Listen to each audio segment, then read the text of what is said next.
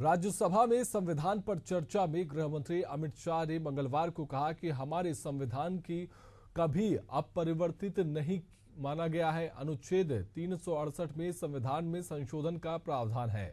54 साल के नेता जो खुद को युवा कहते हैं, संविधान लेकर घूमते रहते हैं और दावा करते हैं कि हम संविधान बदल देंगे। मैं बताना चाहता हूं कि संविधान में संशोधन का प्रावधान संविधान के अंदर है। भाजपा ने 16 साल शासन किया और हमने संविधान में 22 बदलाव किए।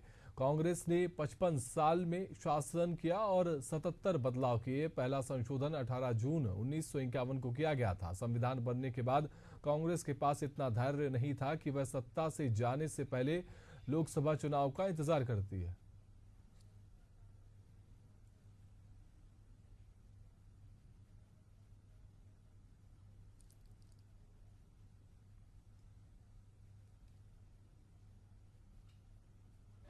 ना ना ना, सब बीच में नहीं जगह होती है।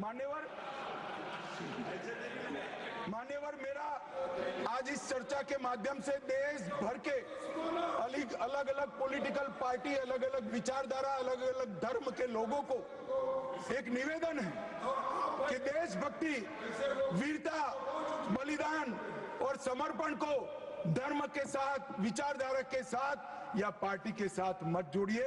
जो वीर होता है वो वीर होता है, कोई भी पार्टी में जो होता है। जो देशभक्त होता है वो देशभक्त होता है, कोई भी विचारधारा का होता है। और जो बलिदान देता है वो बलिदान ही देता है, किसी भी धर्म के अंदर जन्म लिया हो। मान्यवर, ये बहुत नीचा विचार है, एक स्तर से नीचा विचार। और मैं चाहता हूं कि आज की चर्चा से देश की जनता इस प्रकार के चीजों का जवाब मांगना शुरू करे। मान्यवर, कांग्रेस पार्टी ने, हमारे संविधान ने 3 चीजों को, हर आर्टिकल का हार्द निकालेंगे तो कहीं ना कहीं इसे और जाएगा।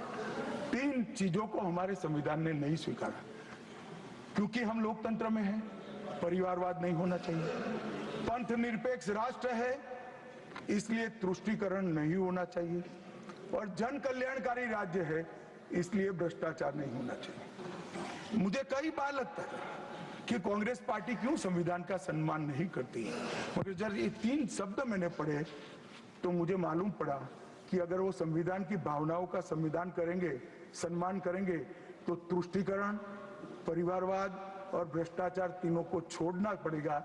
इसके बगैर उनका अस्तित्व टिक ही नहीं सकता। परंतु एक व्यक्ति गरीब के घर से जन्म लेकर आता है, चाय बेचने वाला बेटा, जिसकी सास पुश्तों में न आगे कोई राजनीति में है ना कोई पीछे है, एक गरीब है मान्यवर, और तुष्टीकरण को नहीं मानता है।